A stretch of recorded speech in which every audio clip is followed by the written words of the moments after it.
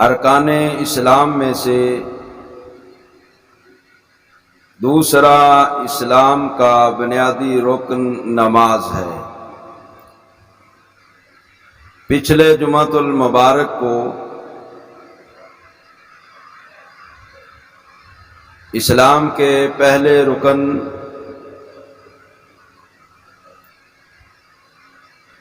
توحید و رسالت کی گواہی یعنی کلمہ طیبہ پر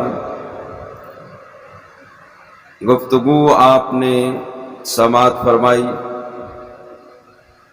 آج نماز کی فضیلت اور اہمیت کے حوالے سے کچھ گزارشات آپ کے گوش گزار کرنا چاہتا ہوں۔ نماز کے علاوہ جتنے بھی احکام اللہ تبارک و تعالی کی طرف سے ہیں وہ سارے کے سارے احکام حضور علیہ الصلوۃ والسلام پر زمین پر نازل ہوئے ہیں۔ نماز ایک ایسا واحد فرض ہے جس کا حکم اللہ پاک نے محبوب علیہ السلام کو مالا اعلیٰ میں قرب خاص میں بلا کر عطا فرمایا ہے۔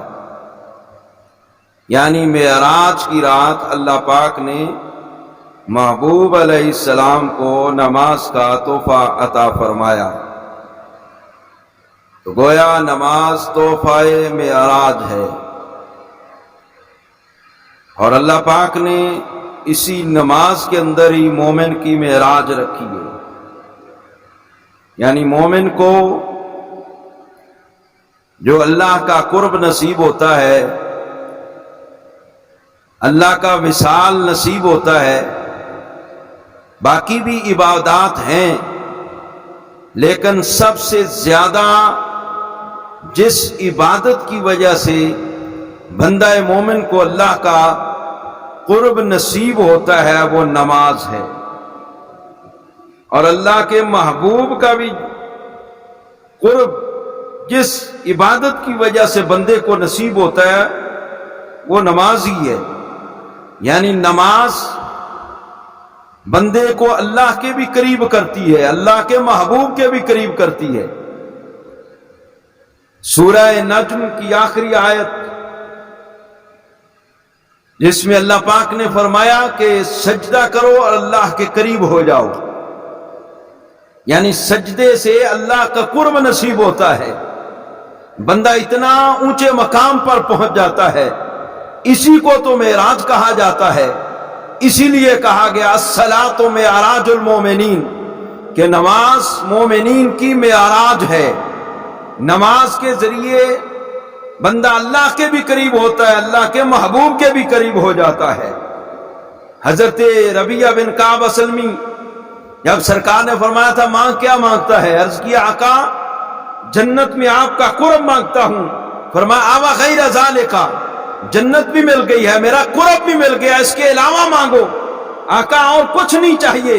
فرمایا پھر یاد رکھنا میرا پڑوس چاہتے ہو، میرا قرب چاہتے ہو، میرا وصال چاہتے ہو، میرے قریب آنا چاہتے ہو، تو پھر سنو اعنی علی کثرت السجود، فرمایا کثرت سجود کرو، تمہیں میرا قرب نصیب ہو جائے گا، میرا پڑوس مل جائے گا۔ یعنی اللہ کا قرب بھی نماز سے ملتا ہے، اور رسول اللہ کا قرب بھی نماز سے ہی ملتا ہے۔ تو گرامی قدر حضرات، نماز ایک ایسی اہم عبادت ہے، اہم فریضہ ہے، جو اب دیکھیں نا کوئی بھی حکم ہے شریعت کا، بچہ جب بالغ ہوتا ہے تو تب جا کر شریعت کے احکام اس پر لاگو ہوتے ہیں۔ یعنی جب بچہ مکلف ہوتا ہے، بالغ ہوتا ہے، پھر شریعت کے احکام اس پر لاگو ہوتے ہیں۔ اب اس نے شریعت کے احکام کے مطابق زندگی گزارنی ہے، لیکن نماز یہ ایسی اہم عبادت ہے اللہ پاک کے محبوب علیہ السلام نے فرمایا مرو اولادکم بالصلاۃ وہم ابناء 7 سنین. یہ نماز کی اہمیت کے پیش نظر تھا. فرمایا لوگوں سنو، اپنی اولاد کو، اپنے بچوں کو نماز کا حکم دو جب وہ 7 سال کے ہو جائیں. یعنی 7 سال کا بچہ ہو گیا ہے تو اس کو نماز کی طرف راغب کرو، نماز کی ترغیب دو، نماز کی تعلیم دو. باقی کسی اور حکم کے بارے میں نہیں کہا گیا. وہ احکام روزہ حج زکوٰۃ تب ہوں گے جب بچہ مکلف ہوگا، بالغ ہوگا، پھر احکام لاگو ہوں گے، پھر سیکھے سکھائے جائیں گے. لیکن نماز کی اہمیت کے پیش نظر یہ اتنی اہم عبادت ہے. فرمایا بچہ جب 7 سال کی عمر کو پہنچ جائے تو اس کو نماز کی تعلیم دو، نماز کا حکم دو، نماز کے بارے میں کہو، نماز سکھاؤ. فرمایا وَاضْرِبُوهُمْ وَهُمْ أَبْنَاءُ 10 سنین. فرمایا 10 سال کے ہو جائیں تو پھر انہیں مار کر نماز پڑھاؤ. ابھی بالغ نہیں ہے، مکلف نہیں ہے، لیکن نماز کی اہمیت کے پیش نظر کہا گیا کہ اسے زیادہ نہیں مارنا، صرف تعدیب کے لیے، نماز کی طرف لانے کے لیے 3 ضربے لگانے کی تو شریعت نے اجازت دی ہے. فرمایا جو 3 سے زیادہ ضربے لگاتا ہے وہ تو ظالم ہے. مارنا ہے اس انداز سے کہ تعلیم و تربیت کے لیے، ظلم کے لیے نہیں. مار کر، سختی کر کے، ڈرا دھمکا کر. فرمایا 10 سال کے ہو جائیں تو انہیں نماز کی طرف لاؤ. اب تاکہ جب بالغ ہوں، بلوغ کی عمر کو پہنچیں تو انہیں نماز کے احکام آتے ہوں، نماز کے مسائل آتے ہوں، وہ صحیح طریقے سے نماز ادا کر سکتے ہوں. تو یہ سارا کچھ نماز کی اہمیت کے پیش نظر تھا. تو یہ نماز ایسی عبادت ہے، ایسا اللہ پاک نے اس کے اندر نور رکھا ہے کہ جو بندہ نماز پڑھتا ہے اس کا ظاہر و باطن منور ہو جاتا ہے. نبی پاک صلی اللہ علیہ وآلہ وسلم نے خود ایک مثال کے ذریعے یہ فلسفہ سمجھایا ہے. 2 مثالیں حدیث پاک کے اندر ملتی ہیں. آپ نے فرمایا، حضرت ابو ہریرہ رضی اللہ تعالیٰ عنہ حدیث کے راوی ہیں، آپ نے فرمایا سرکار فرماتے ہیں لوگوں سنو، اگر کسی کے گھر کے دروازے کے سامنے سے نہر گزر رہی ہو اور بندہ اس نہر میں 5 مرتبہ دن میں غسل کرے تو بتاؤ اس کے جسم پر کوئی میل کچیل رہ جائے گی؟ آقا کوئی میل نہیں رہے گی. تو آپ نے فرمایا یہ 5 نمازیں میں اسی طرح ہی ہیں. جو بندہ 5 نمازیں پڑھتا ہے اس کے جسم سے جتنے بھی گناہ ہوتے ہیں وہ سارے کے سارے دھل جاتے ہیں. اور دوسری روایت وہ مشکات کے اندر موجود ہے، سرکار نے فرمایا ایک مرتبہ آپ پت جھڑ کے موسم میں باہر تشریف لائے. آپ نے ایک درخت کی 2 ٹہنیوں کو پکڑ کر اس طرح ہلایا تو اس سے پتے گرے. آپ نے فرمایا لوگوں سنو، نماز کی مثال بھی ایسی ہے. جو بندہ 5 وقت کا نمازی ہے اس کے جسم سے گناہ ایسے جھڑ جاتے ہیں جیسے اس درخت سے پتے جھڑ گئے ہیں. اور ایک روایت میں سرکار نے فرمایا کہ یہ 5 نمازیں جو ہے نا، ایک نماز بندے نے پڑھی ہے پھر دوسری پڑھی ہے، اسی طرح ایک جمعہ دوسرے جمعے تک، ایک رمضان دوسرے رمضان تک. فرمایا جس کو یہ نصیب ہو گئے ہیں، ایک نماز پڑھی ہے پھر آگے دوسری نماز پڑھی ہے، 5 نمازیں اسی طرح، ایک جمعہ پڑھا پھر آگے دوسرا جمعہ بھی پڑھ لیا. فرمایا درمیان کے اندر اگر اس نے کبیرہ کوئی گناہ نہیں کیا، اللہ پاک 2 نمازوں کے درمیان اگر کوئی گناہ ہو گیا، یا 2 جمعوں کے درمیان کوئی گناہ ہو گیا، 2 رمضانوں کے درمیان کوئی گناہ ہو گیا، اللہ پاک نماز جمعے اور رمضان کی برکت سے اس کے پچھلے گناہ معاف فرما دیتا ہے. یہ نماز ایسی عبادت ہے. تو گرامی قدر حضرات، حضرت عبداللہ ابن مسعود بخاری شریف کے اندر یہ روایت موجود ہے. آپ نے عرض کیا یا رسول اللہ صلی اللہ علیہ وسلم ای الاعمال احب الی اللہ، اعمال میں سے سب سے پیارا عمل اللہ پاک کو کون سا ہے؟ تو آپ نے فرمایا الصلاۃ لوقتہا. فرمایا وقت پر نماز پڑھنا اللہ پاک کو یہ سب اعمال سے سب سے پیارا عمل ہے۔ ثم ایون، پھر کہتے میں نے عرض کیا یا رسول اللہ اس کے بعد؟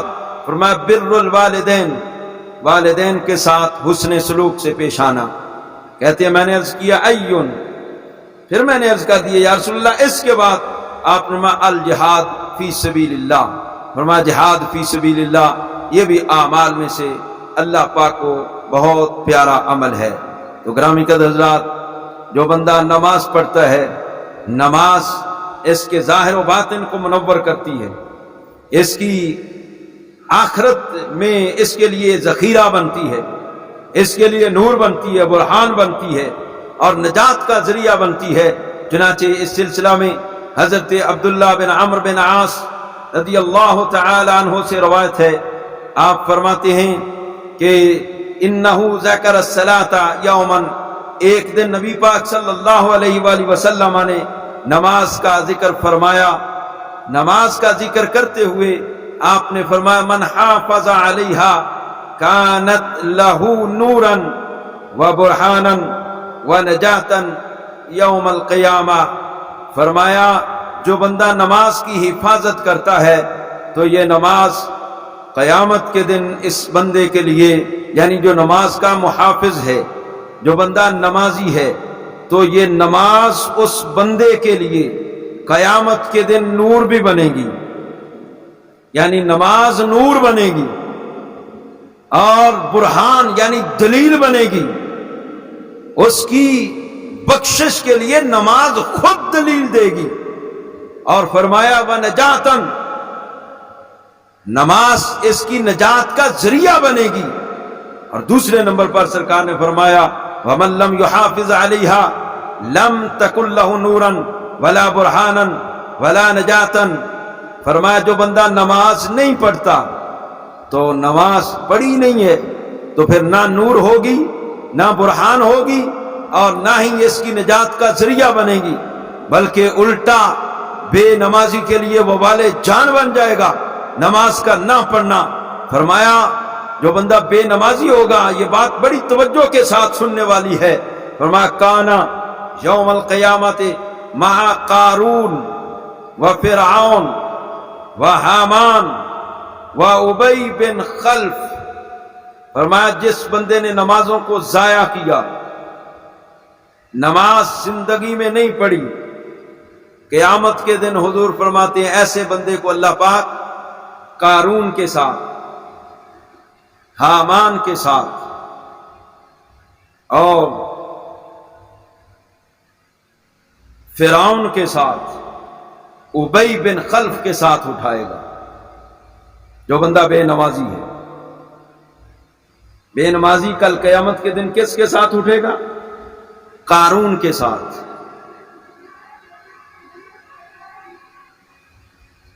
فرعون کے ساتھ، حامان کے ساتھ اور ابی بن خلف کے ساتھ۔ یہ چار بہت بڑے کافر تھے۔ ان کا ہی نام کیوں لیا گیا کہ بے نمازی ان کے ساتھ اٹھے گا؟ بات کو دھیان سے سنیں، اپنی باتیں بعد میں گھروں میں جا کر لینا، مسجد باتیں کرنے کے لیے نہیں ہے۔ پلیز آپ میری طرف توجہ رکھیں۔ اگر کسی کو کوئی پریشانی ہو تو ہم کسی کی منت سماجت کر کے نہیں اس کو اپنے آگے بٹھاتے۔ باتیں کرنی ہے تو اپنے گھر میں کر کے آیا کرو، دکان میں کر کے آیا کرو۔ مسجد میں آنا ہے تو بالکل خاموشی کے ساتھ آؤ، مسجد کے اپنے بھی کچھ آداب ہوتے ہیں۔ بے نمازی کل قیامت کے دن چار بڑے کافروں کے ساتھ اٹھایا جائے گا۔ ان کا ہی کیوں ذکر کیا ہے؟ اور بھی بڑے بڑے کافر ہوئے، بڑے بڑے نافرمان بندے گزرے۔ آپ جانتے ہیں کہ قارون بڑے بڑے خزانوں کا مالک تھا۔ یہ اپنے خزانے کی وجہ سے اللہ کا نافرمان ہوا تھا، یعنی اس کا خزانہ، اس کی دولت اس کو لے ڈوبا، اور اللہ پاک نے اس کو خزانے سمیت زمین میں دھنسایا ہے، اور قیامت تک یہ زمین میں دھنستا ہی چلا جائے گا۔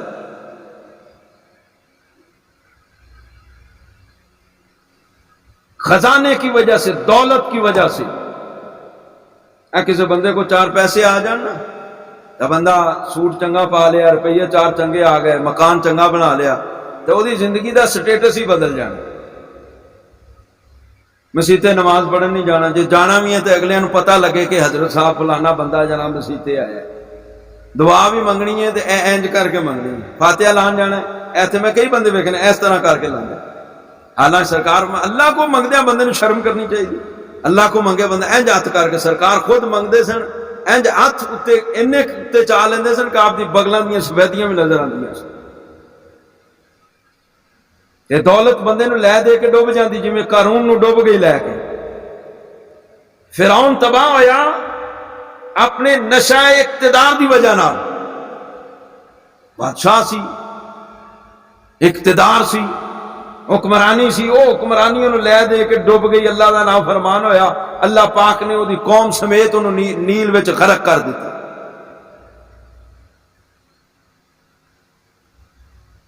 تے حامان اے دا وزیر سی فرعون دا، اینو وزارت لے دے کے ڈوب گئی۔ ابی بن خلف تاجر سی، دکاندار کہہ لو، اینو اے دی دکانداری لے کے ڈوب گئی۔ تجارت نے اللہ رسول دی نافرمانی تے ابھاریا تے اللہ رسول دی نافرمانی کیتی۔ ایڈا گندا کافر سی کہ احد دے میدان میں سرکار نے اینو اپنے ہتھاں نال فنار کیتا ہے۔ یعنی یہ 4 کافر تباہ ہوئے نے۔ قارون دولت دی وجہ نال تباہ ہویا، فرعون اقتدار دی وجہ نال تباہ ہویا، حامان یہ وزارت کی وجہ سے تباہ ہو گیا، ابی بن خلف تجارت کی وجہ سے تباہ ہو گیا۔ اللہ پاک نے فرمایا قیامت کے دن بے نمازی کو ان 4 کے ساتھ اٹھایا جائے گا۔ عام طور پر جو بندہ نماز نہیں نہ پڑھتا یا جو چیز اسے نماز پڑھنے نہیں دیتی وہ اس کا مال و دولت ہوتا ہے، جو مسجد کی طرف اسے آنے نہیں دیتی، اس کے اندر گھمنڈ اتنا آ جاتا ہے کہ وہ نماز پڑھنے کے لیے بھی وہ شرماتا اور کتراتا پھرتا ہے۔ اللہ پاک نے اسی لیے فرمایا لوگو یا ایھا الذین آمنوا لا تلہکم اموالکم واولادکم عن ذکر اللہ، اے ایمان والو تمہارے مال اور تمہاری اولاد کہیں تمہیں اللہ کے ذکر سے غافل نہ کر دیں۔ اگر مال کی وجہ سے یا اولاد کی وجہ سے تم اللہ کے ذکر سے غافل ہو گئے، اللہ کے ذکر سے مراد مفسرین نے لکھا ہے نماز ہے، کہ تم مال اور اولاد کی وجہ سے نماز سے غافل ہو گئے۔ وَمَن يَفْعَلْ ذَلِكَ، فرمایا جو بندہ مال اولاد کی وجہ سے نماز سے غافل ہو گیا، بے نمازی ہو گیا، فَأُولَٰئِكَ هُمُ الْخَاسِرُونَ، وہ گھاٹے میں ہے، نقصان میں ہے۔ عام طور پر بندہ مال کی وجہ سے بھی اللہ کے ذکر سے دور ہٹتا ہے۔ اگر کوئی عہدہ مل گیا ہے، وزارت مل گئی ہے، بادشاہت مل گئی ہے، تو بندہ اللہ سے دور ہو جاتا ہے، اللہ کے رسول سے دور ہو جاتا ہے۔ یا جناب کاروبار اتنا وسیع ہو گیا ہے، ادھر گاہک کھڑے ہیں، دوسری طرف حی علی الصلاۃ کی صدا آ رہی ہے، اب پتہ چلنا ہے کہ بندے کے اندر بندگی کتنی ہے۔ گاہک لاکھ روپیہ لے کر دکان پہ کھڑا ہے، حی علی الصلاۃ کی صدا آ گئی ہے، حی علی الفلاح کی صدا آ گئی ہے۔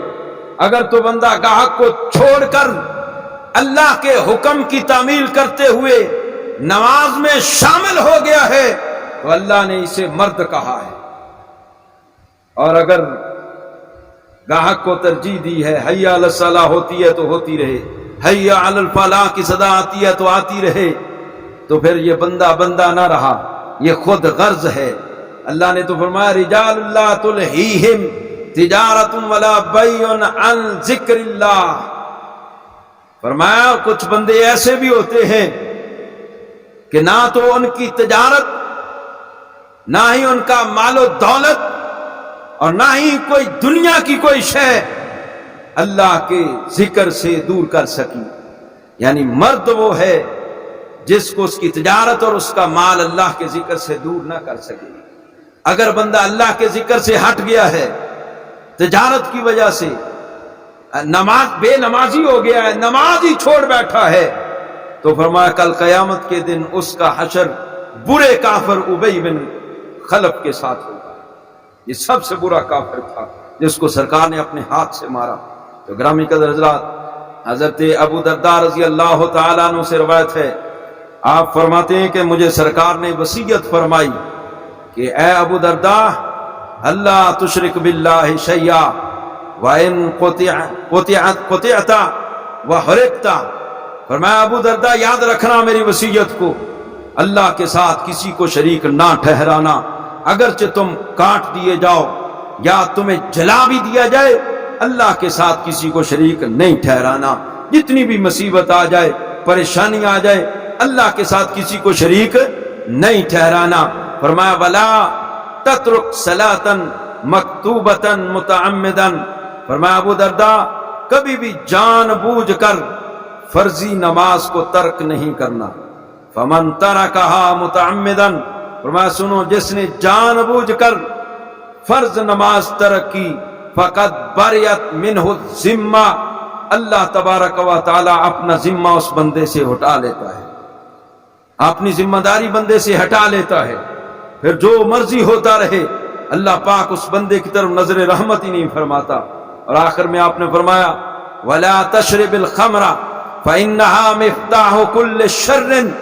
فرمایا ابو درداء یہ بھی میری وصیت ہے، آگے امت تک پہنچا دینا، کبھی بھی خمر یعنی شراب نہ پینا، اس لیے ہر گناہ کی جڑ اور ہر برائی کی چابی شراب ہے۔ تو گرامی قدر حضرات، قیامت کے دن بھی جو سب سے پہلا سوال ہونا ہے وہ نماز کے بارے میں ہونا ہے۔ سرکار فرماتے ہیں اول ما یحاسب بہ العبد یوم القیامت من عملہ الصلاۃ، اعمال میں سے سب سے پہلا جو سوال ہوگا قیامت کے دن وہ نماز کے بارے میں ہوگا۔ فرمایا اگر نماز ٹھیک ہوئی تو بندہ کامیاب ہے اور فلاح پا جائے گا، اور اگر نماز کے اندر کمی ہوئی تو فقد خواب و خسر، بندہ ذلیل و رسوا ہو جائے گا، اور اللہ پاک ایسے بندے کو دوزخ میں ڈالے گا۔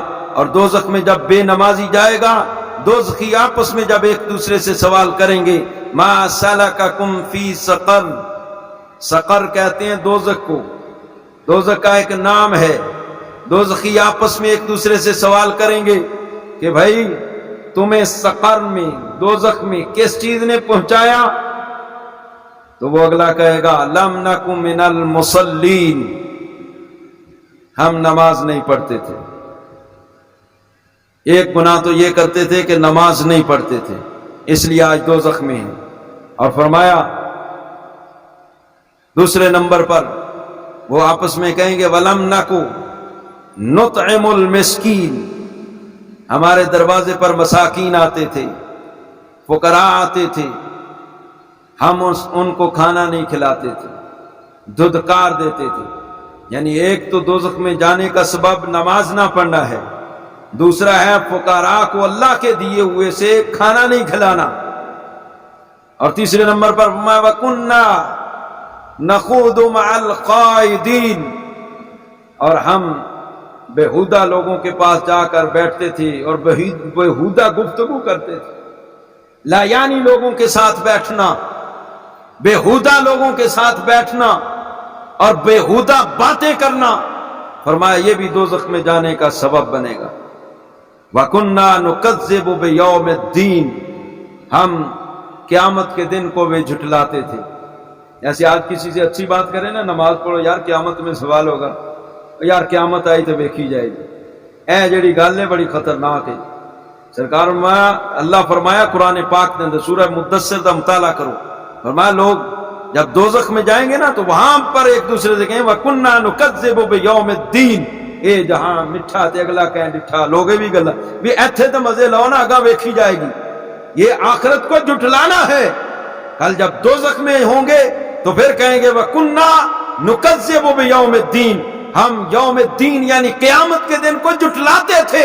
یہ وجہ بنی کہ ہم یہاں پہنچے ہیں، ہم اسی غفلت میں تھے نہ نماز پڑھتے تھے، نہ فقراء کو کھانا کھلاتے تھے، آخرت کے دن کو جھٹلاتے تھے، مرنا ہمیں یاد نہیں تھا کہ اچانک کیا ہوا، حتی اتانا الیقین، اچانک موت آ گئی، روح نکل گئی، اب ہم پھنسے ہوئے ہیں۔ اللہ فرماتا فما تنفعهم شفاعت الشافعین، وہاں تو پھر کسی کی شفاعت، کسی کی سفارش بھی فائدہ نہیں دے گی، وہاں تو بھائی بھائی سے بھاگے گا۔ یوم یفر المرء من اخیہ وامہ وابیہ وصاحبتہ وبنیہ، ایک دوسرے سے لوگ بھاگیں گے، کوئی کسی کے کام نہیں، لے دے کے کام نہیں چلے گا، وہاں پر اپنے اعمال کام آئیں گے، عمل سے زندگی بنتی ہے، جنت بھی جہنم بھی۔ یہ خاکی اپنی فطرت میں نہ نوری ہے نہ ناری ہے۔